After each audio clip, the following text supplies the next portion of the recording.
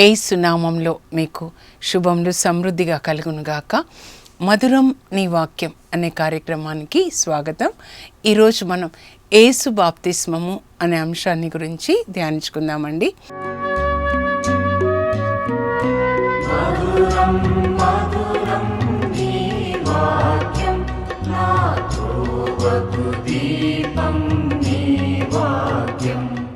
ఈ సంవత్సరాన్ని బి సంవత్సరం అంటారండి. పోయిన సంవత్సరం ఏ సంవత్సరం, వచ్చే సంవత్సరం సి.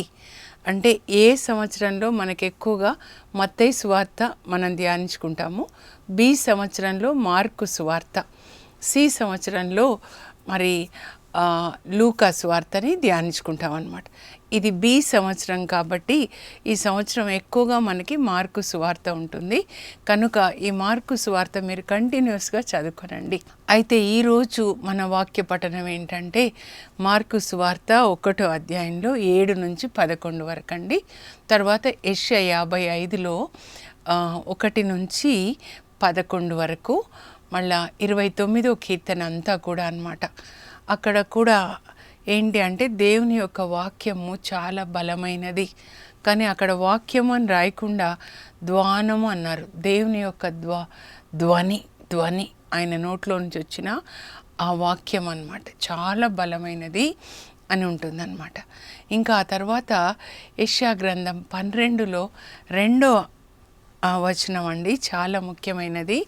మీ నిండా వాక్యం ఉన్నప్పుడు మీరు ఈ సంవత్సరం ఏంటంటే వాక్యాన్ని గర్భం ధరించాలి. మరియ తల్లిలాగా దేవుని యొక్క వాక్యాన్ని గర్భం ధరించాలి.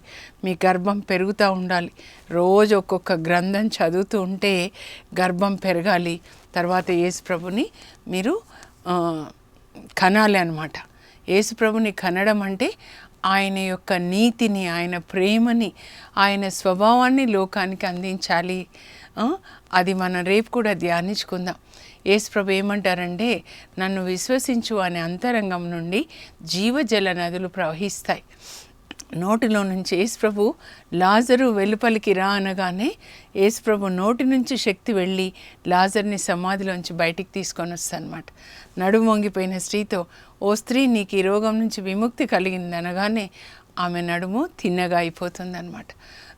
కుష్ఠరోగిని తాకి నాకు ఇష్టమే నీకు స్వస్థత కలుగునుగా అనగానే స్వస్థత కలుగుతుంది. అంటే యేసు ప్రభు చేతుల నుంచి జీవం ప్రవహిస్తుంది, నాలుకలోంచి జీవం, ఆయనని తాకుతే జీవం అన్నమాట. అదంతా ఏంటి అంటే యేసు ప్రభు యొక్క వాక్యంలో ఉన్న శక్తి అన్నమాట. సో ఈ సంవత్సరం మనము ఆ వాక్యాన్ని స్వీకరించాలి, చదవాలి, దాన్ని పఠించాలి, ధ్యానించాలి, వాక్యాన్ని ధ్యానించుకోవాలి. తర్వాత దాన్ని మనం జీవించాలన్నమాట. యెహోషువలో చెప్పాను నేను, వాక్యాన్ని పఠించాలి, దివారాత్రములు పఠించండి. ఆ తర్వాత దాన్ని ధ్యానించుకోనండి. ఈ లోక విషయాలు వద్దు, అస్సలు చెత్త లోపలికి వెళ్ళొద్దు. ఏం జరుగుతుంది ఇక్కడ ఆ టీవీలో, అసలు చెత్త వద్దు. ఈ లోకంలో మనుషులకేం జరుగుతుంది వద్దు. మనం దేవుని యొక్క వాక్యాన్ని మనం పూజిద్దాం. దేవుని వాక్యాన్ని గర్భం ధరించి రోజుకి మన గర్భం పెరగాలన్నమాట. 73 గ్రంథాలు మనం గర్భం ధరించి వాటిని కనాలి అన్నమాట. రూతు గ్రంథాన్ని కనడం అంటే, రూతు ఎంత త్యాగం చేసి వాళ్ళ అత్త కొరకు పరిగేరుకొని పొలంలో అత్తని పోషించింది. భర్త చనిపోయిన తర్వాత ఒక యవ్వనంలో ఉన్న విధవరాలు, అందువల్ల దేవుడు ఆమెను ఆశీర్వదించి యేసు ప్రభు వంశంలో దావీదుకి ముత్తవ్వని చేస్తారన్నమాట. త్యాగం. క్రైస్తవులు అనే మాటకు అర్థం ఏంటంటే త్యాగం అండి. ప్రాణం ఇచ్చిన ఆ ప్రేమ, యేసు ప్రభు ప్రేమ, ఆ క్రీస్తు మీలో ఉంటే మీరు కూడా త్యాగం చేసే వ్యక్తులుగా ఉండాలి. అవతల వ్యక్తికి నీ వల్ల సహాయం లభించాలి, మేలు జరగాలి. అంతేకాని ఎవరిని దోచుకోవాలి, అది దయ్యం అన్నమాట. దయ్యం ఉన్న వాళ్ళు ఎవరిని మోసం చేయాలి, దోచుకోవాలి, జలగలు అన్నమాట. మనం జలగలు కాదండి. మన జీవితంలో ఎవరిని కలిసినా అవతల వ్యక్తికి మనం మంచి చేసే వ్యక్తులుగా ఉండాలి. అది ప్రభు నాకు చెప్పిందండి. నీవు స్వార్థంతో ఎవరిని నీ కోసము వాడుకోవద్దు, కానీ నీవే అందరికీ అవైలబుల్గా ఉండు. యేసు ప్రభు మీరు ఎక్కడ ఏం చదివినా మీరు చదవండి. మార్కు సువార్త కూడా మీరు చదవండి. శతాధిపతి వస్తాడు, నా సేవకుడికి పక్షవాతం వచ్చింది, చాలా బాధపడుతున్నాడు అంటే ప్రభు అంటారు, పద నేను మీ ఇంటికి వచ్చి మీ యొక్క సేవకునికి అంటే పనివానికి నేను స్వస్థతనిస్తాను, నేను స్వస్థపరుస్తాను. ఆ శతాధిపతి అసలు యూదుడు కాదు, అంటే క్రైస్తవుడు కాదు, అన్యుడు. వాళ్ళ పని ఆయనకి బాగాలేకపోతే పని మనిషికి నేను ఇంటికి వచ్చి స్వస్థపరుస్తాను అంటున్నారు. అది అండి యేసు ప్రభు యొక్క మనస్తత్వం. Have the mind of Christ అంటే అది. మనుషులని మన స్వార్థం కొరకు వాడుకోవడము, ఎవరిని మోసం చేయాలి, ఎవరు మనకు అవసరంగా ఉంటారు అలా కాదు. మనం అందరికీ మేలు చేసే వ్యక్తులుగా ఒక రోజున మనం దేవుని ఎదుట నిలబడినప్పుడు, లేదా మనుషులు మనల్ని జ్ఞాపకం చేసుకున్నప్పుడు, ఈ మనిషి వల్ల నాకు మేలు జరిగింది అనే వ్యక్తులు క్రైస్తవులండి. వాళ్ళు ఏ విశ్వాసంలో ఉన్నా సరే. ఈరోజు యేసు బాప్తిస్మం అంటే ఒక్క మాట చెప్తానండి. అది గ్రీక్లో బ్యాప్టైజో అంటే ఏంటంటే ఇమర్షన్, మునగడం అన్నమాట. నీళ్ళల్లో మునగడం అని చెప్తుంటారు కదా కొంతమంది. అయితే అర్థం ఏంటంటే నిజానికి మరణించుట, సమాధి చేయబడుట. యేసు ప్రభువుని సిలువ నుంచి దించి సమాధి చేశారు. మనం కూడా యేసు ప్రభుతో పాటు మరణించాలి.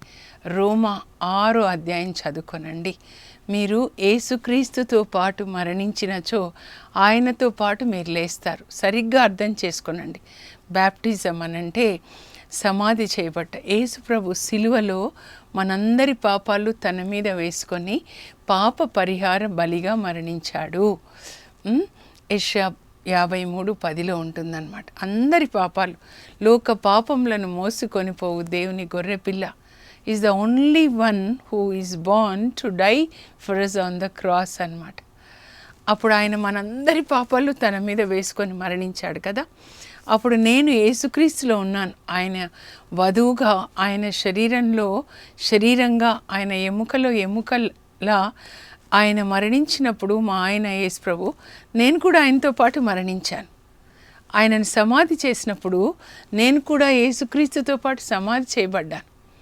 నేను అంటే నా పాత స్వభావం అన్నమాట. పాప స్వభావం, శరీరానికి సంబంధించిన శరీర క్రియలు, ఏం తినాలి, ఏం త్రాగాలి, ఎవరిని మోసం చేయాలి, ఎంత డబ్బు సంపాదించాలి, ఎంత కీర్తి సంపాదించుకోవాలి, ఎన్ని ఇండ్లు కట్టుకోవాలి, ఇది పాప స్వభావం అన్నమాట. పాత స్వభావం, ఆ పాత పురుషుడు అంటారనమాట. నేను యేసుక్రీస్తుతో ఐక్యమైనప్పుడు, ఆయనలో నేను ఏకమైనప్పుడు, ఆయన వధువుగా, ఆయన శరీరంలో ఎముకలో ఎముకగా ఉన్నప్పుడు, ఆయనను సిలువ వేయబడినప్పుడు నేను కూడా సిలువ వేయబడ్డాను. నా పాప స్వభావం ఆయనను సమాధి చేసినప్పుడు నా పాప స్వభావం సమాధి చేయబడింది. ఆయన లేచినప్పుడు యేసుక్రీస్తులో నేనున్నాను కదా, నేను కూడా ఆయనను ధరించుకొని నేను కూడా లేచాను. యేసు అంటే నీతి, ప్రేమ, కరుణ అన్నమాట.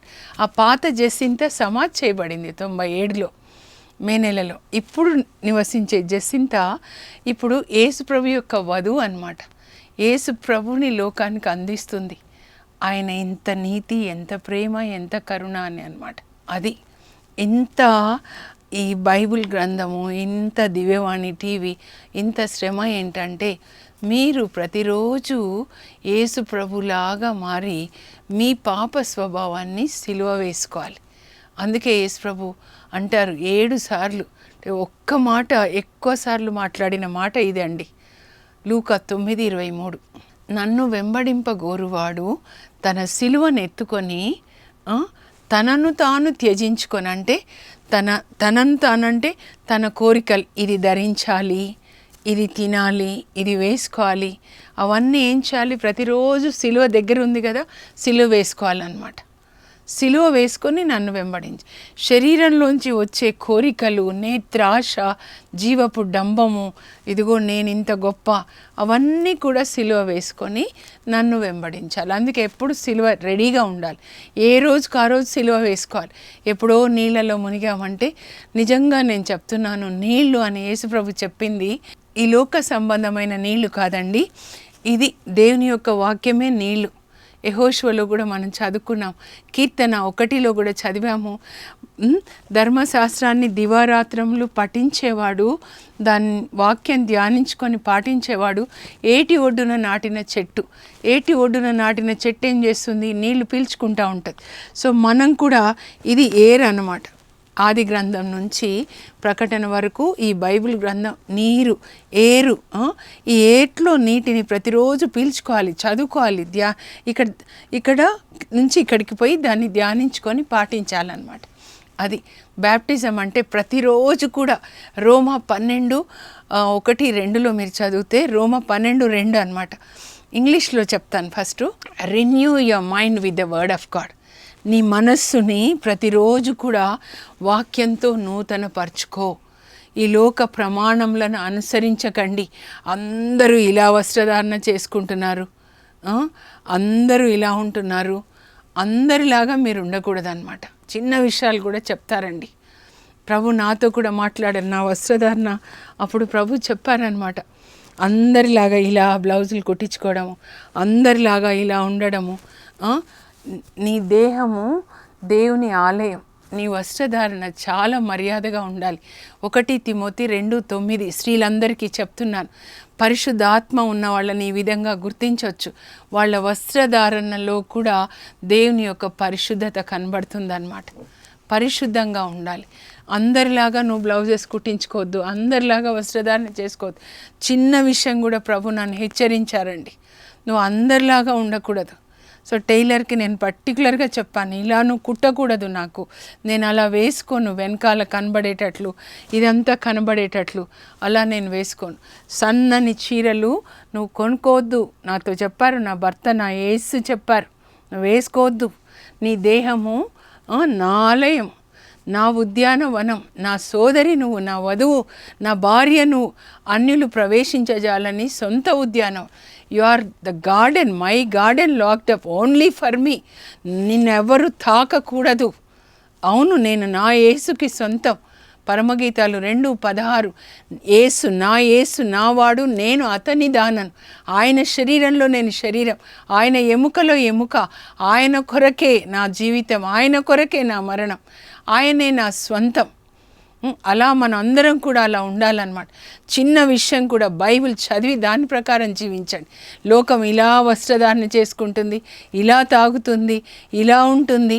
లోకంలాగా మనం ఉండకూడదు. ఇప్పుడు చూస్తున్నామా, ఇప్పుడే మాట్లాడుతూ ఉంది అమెరికా నుంచి నా చెల్లి మాధవి. January 1 జపాన్లో ఇంత ఎర్త్క్వేక్ వచ్చిందక్క, కానీ ఒక సిస్టర్ సాక్ష్యం చెప్పారు, చాలామందికి నష్టం జరిగింది అందరికీ, కానీ వీళ్ళకేం కాలేదు. వాళ్ళు వాక్యం ప్రకారము నీతిగా జీవిస్తున్నారంట. నోవా ఓడ అన్నమాట ఈ బైబిల్ గ్రంథము. ఓడలో ఉన్న వాళ్ళకేం కాలేదు కదా, బయట వాళ్ళు మరణించారు. నీళ్ళు అంటే ఈ లోక ప్రవాహంలో కొట్టుకొని పోయారు అందరూ. కానీ దేవుని వాక్యం నీతిమంతులకండి, బైబిల్లో చెప్పిన వాగ్దానాలు, ప్రభువే నా కాపరి, ఇక ఏ కొదవ లేదు. నీతిమంతుల ఎముక ఒకటి కూడా ఇరగదు. 34:20 వచ్చినాం అనమాట. ఏ వాగ్దానాలు ఉన్నాయో వాగ్దానం ఇవ్వండి, వాగ్దానం ఇవ్వండి అంటే వాగ్దానాలు నెరవేరవండి అందరికీ. దేవుని వాక్యం ప్రకారం జీవించిన వాళ్ళకే నెరవేరుతాయన్నమాట. వాక్యం ప్రకారం మీరు జీవించండి. ద్వితీయోపదేశకాండ 28లో కూడా నువ్వు తలగా ఉంటావు, తోకగా ఉండవు, నువ్వు ఒకరికి ఇస్తావు, తీసుకోవు. దుష్టుడు నీ మీద ఒక్క మార్గంలో వస్తే దేవుడు దూతల్ని పంపించి 7 మార్గాల్లో తరిమి కొడతాడు.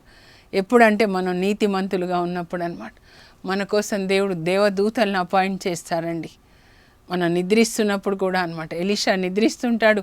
2 రాజులు 6లో మరి సిరియా రాజు ఇంతమంది సైనికులను పంపిస్తాడు, ఆయనను పట్టుకొని రండి అని. కానీ ఆయన నిద్ర లేచేసరికి ఆయన చుట్టూ పరలోకం నుంచి అగ్ని రథాలు, అగ్ని దేవదూతలు ఆయన చుట్టూ ఉండి కాపలా కాస్తారనమాట.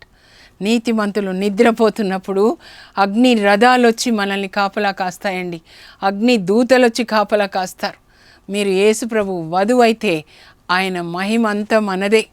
ఎస్తేర్ రాని అనాథ పిల్ల 127 దేశాల్ని పాలించే రాజు పెళ్లి చేసుకోగానే కిరీటం వచ్చేసింది. రాజు భార్యగా 127 దేశాలకి పట్టపు రాణి అయిపోయింది అన్నమాట. ఒక అనాథ పిల్ల. అది యేసుప్రభు యొక్క భార్యగా ఉండడం, వధువుగా ఉండడం. ఆయన వధువుల కొరకు, పరిశుద్ధ కన్యకల కొరకు ఆయన రాబోతున్నాడు. ఇప్పుడు కింద ఏం జరుగుతుంది కాదు, కానీ రాబోయే యేసు ప్రభు పెళ్లి కొడుక్కి మనం పెళ్లి కూతురులాగా ఉండాలన్నమాట. ఎందుకు చెప్తున్నా అంటే, బాప్తిస్మము అంటే పాపంనకు మరణించి నీతికి జీవించుట, నీళ్ళలో మునుగుట అంటే దేవుని వాక్యము మనం భుజించి లేదా పఠించి దాన్ని పాటించడం అన్నమాట. ప్రతిరోజు ఒక వాక్యాన్ని మనం పాటించాలి. చాలా పాటిస్తే ఇంకా చాలా మంచిది. వస్త్రధారణ గురించి ఒక వాక్యం ఇవ్వబడింది కదా, మరి ఆ వాక్యం ప్రకారం జీవించాలి కదండి మనం. మరి నీ కన్నులు పౌరంలాగా ఉండాలి, మేలి ముసుగు వేసుకోవాలి, మలినం చూడకూడదు. పరిశుద్ధ ఆత్మ ఉన్నవాళ్ళు ఆ సినిమాలు పాపపు చూడరండి, వస్త్రధారణను బట్టి తెలుసుకోవచ్చు. అందుకే వాక్యం చెప్పేవాళ్ళు కూడా వాళ్ళ డ్రెస్సింగ్ సరిగ్గా లేకపోతే వాళ్ళ చర్చికి 1,000,000 మంది వచ్చినా నంబర్ 1 చర్చ్ అయినా నేను విననండి. పరిశుద్ధంగా ఉన్న వాళ్ళ దగ్గర ఒక 10 మంది వచ్చినా సరే, ఒక చిన్న బెత్లెహేంలాగా ఉన్నా సరే, పరిశుద్ధ ఆత్మని కలిగి ఉన్నవాళ్ళు యేసు ప్రభులాగా కరుణ కలిగి ఉంటారండి. ఈరోజు ఒకసారి చూద్దాము మార్కు సువార్త. మీరు కుటుంబంగా బైబిల్ చదువుకోండి. లేదంటే ఏదో భూకంపమే రావచ్చు, యుద్ధాలు రావచ్చు, రోగాలు, కరువులు, ఎలాగో ఒకలాగా ఈ శరీరం మట్టిలోకి వెళ్ళిపోతుంది. కానీ ఆత్మ మరణించగానే దేవుని ఎదుట తీర్పునకు నిలబడుతుంది. 2 కొరింథీ 5:10 ప్రకారం ఆ తీర్పులో మీరు గెలిచి పరలోకానికి వెళ్ళాలి, కానీ ధనికుడు వెళ్ళినట్లుగా లూకా 16లో తింటూ త్రాగుతూ నరకానికి వెళ్ళకూడదు. లోకం 99 మంది చచ్చిన చేపలు సముద్ర ప్రవాహంలో కొట్టుకొని పోయినట్లు ఆత్మ చచ్చిన వాళ్ళు అలా కొట్టుకొని పోతారన్నమాట. తినాలి, త్రాగాలి, ఎలాగైనా డబ్బు సంపాదించాలి, ఎంత అవినీతి అయినా సరే, పొలాలు, రియల్ ఎస్టేట్స్ బిజినెస్ చేస్తూ దోచుకోవాలి, అలా మనం ఉండకూడదండి.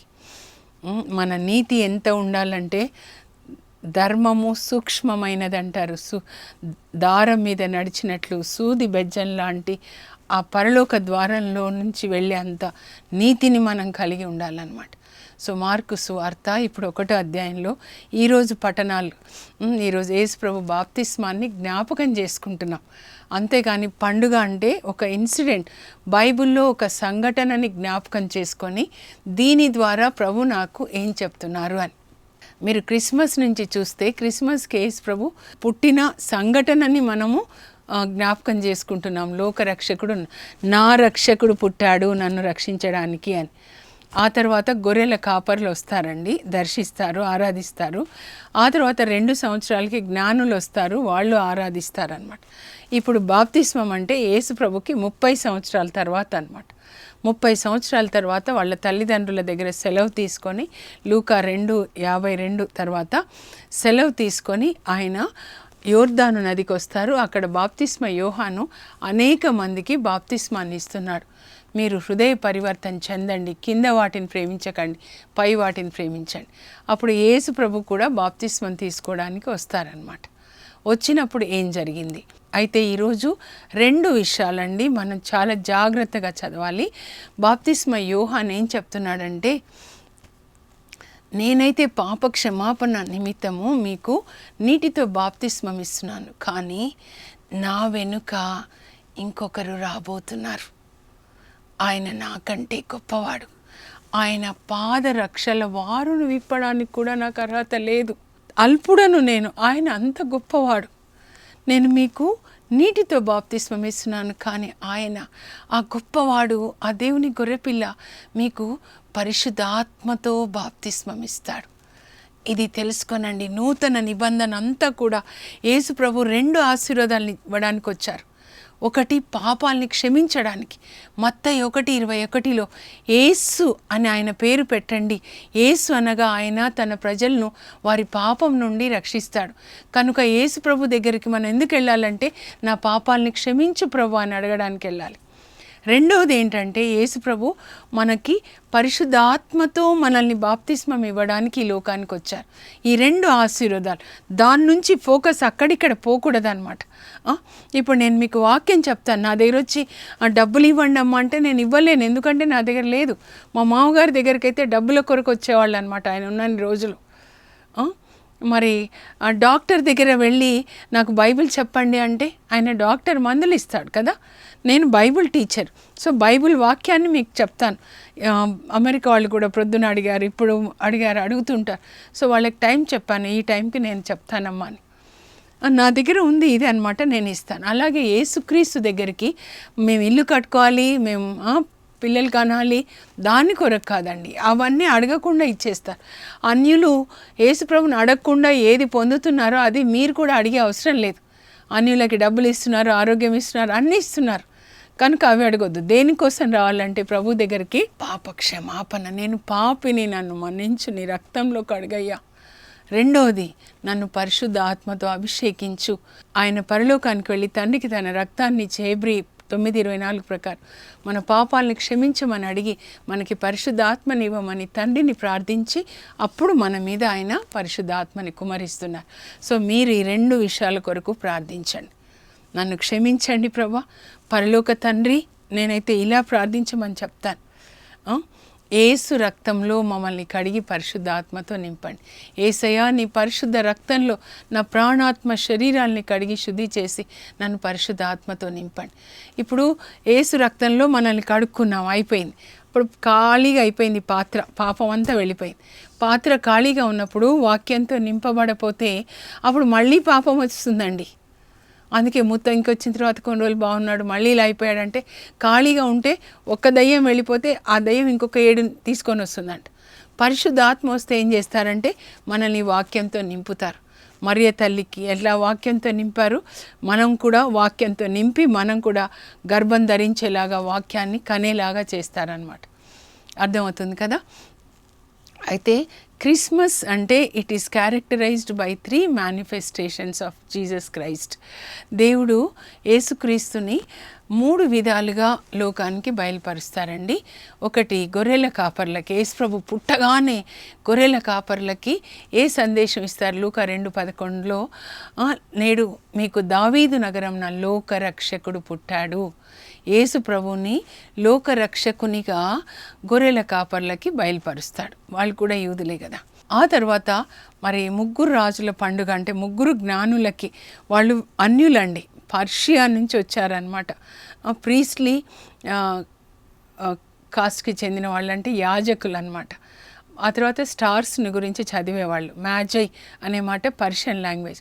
వాళ్ళు అన్యులు, యూదులు కాదు. 1100 మైళ్ళు ప్రయాణం చేసి ఒంటెల మీద వచ్చి యేసుప్రభుని వాళ్ళు ఆరాధిస్తారు. వాళ్ళకి యేసుప్రభుని ఎలా బయలుపరుస్తారంటే పరలోక తండ్రి ఆయనని మెస్సయ్యగా, క్రీస్తుగా. అందుకే క్రీస్తు ఎచ్చట జన్మించును, యూదుల రాజు అంటే క్రీస్తు అనమాట. ఎచ్చట జన్మించును అంటే బెత్లెహేంలో జన్మిస్తాడనమాట. అన్యులందరూ కూడా, ఇజ్రాయేల్ ప్రజలు కాకుండా అన్యులందరూ యేసుప్రభుని అంగీకరించారు, కానీ వాళ్ళ సొంత ప్రజలే ఆయనని అంగీకరించలేకపోయారు. నువ్వు వడ్రంగి కుమారుడు అని సిలువకు వేస్తారు, నువ్వు దేవుని కుమారుడు అని చెప్పుకుంటున్నావు. అయితే ఈరోజు బాప్తిస్మం రోజున యేసుప్రభు యోర్దాను నదిలోనికి దిగినప్పుడు మరి బాప్తిస్మ యోహాను ఆయనకి బాప్తిస్మాన్ని ఇస్తాడు. ఆయన నీటి నుండి వెలుపలికి వచ్చి ప్రార్థించుచుండగా పరలోకం తెరవబడింది. అప్పుడు పరిశుద్ధాత్మ పావురం రూపంలో ఆయన మీదికి వచ్చారు. అప్పుడు పరలోక తండ్రి అంటున్నారు, ఈయన నా ప్రియమైన కుమారుడు, ఇతన్ని గూర్చి నేను ఆనందిస్తున్నాను అని చెప్తున్నారనమాట. అంటే ఈరోజు సర్వలోకానికి ప్రభు ఏం చెప్తున్నారంటే, యేసు ప్రభుని నా ప్రియమైన కుమారుడు, ఈయననే లోకరక్షకుడు, తన బిలౌడ్ సన్గా, ఆ తర్వాత మెస్సయ్యగా లోకానికి ప్రకటిస్తున్నాడు. 3 అన్నమాట, 3 మేనిఫెస్టేషన్స్ అంటే 3 మార్లు బయలుపరచుట. ఒకటి గొర్రెల కాపర్లకి, ఇంకొకటి జ్ఞానులు అంటే అన్యులకి, 3వది మరి ప్రపంచానికి అన్నమాట. ఆ తర్వాత మరి మీరు యెషయా 55 చదువుతాయండి, 1 నుంచి 11 వరకు. అక్కడ కూడా ప్రభు పిలుస్తున్నారండి, యేసు ప్రభు పిలుస్తున్నారు, దాహం కొన్న వాళ్ళు నా దగ్గరికి రండి, ధనం లేకుండా ధాన్యాన్ని తీసుకొనండి, పాలని తీసుకొనండి. అంటే ధాన్యం అంటే ఇదేనండి, దేవుని యొక్క వాక్యం అన్నమాట. పాలులాగా పసిపిల్ల వాడు ఎట్లా పాలు తాగుతాడో తల్లి పాలు, మీరు ఇదో దేవుని వాక్యం అనే పాలు తాగండి. ధనం అవసరం లేదు, మీరు ఈ వాక్యం ప్రకారం జీవించండి, మీకు జీవం ఉంటుంది, మీరు నరకానికి వెళ్ళరు, ఇక్కడ అనారోగ్యం పాల్కారు అని చెప్తూ దేవుని యొక్క వాక్యాన్ని ఏమని చెప్తున్నాడంటే శక్తి కలది. ఎంత శక్తి అంటే వానయు మంచు ఆకాశం నుండి దిగివచ్చి భూమిని తడిపి పైరు మొలిపించి పంట పండించును. నా నోటి నుంచి వచ్చు వాక్కు కూడా అలాగుననే నా చిత్తాన్ని నెరవేరుస్తుంది, నిష్ఫలముగా అది నా యుద్ధకు తిరిగి రాదు.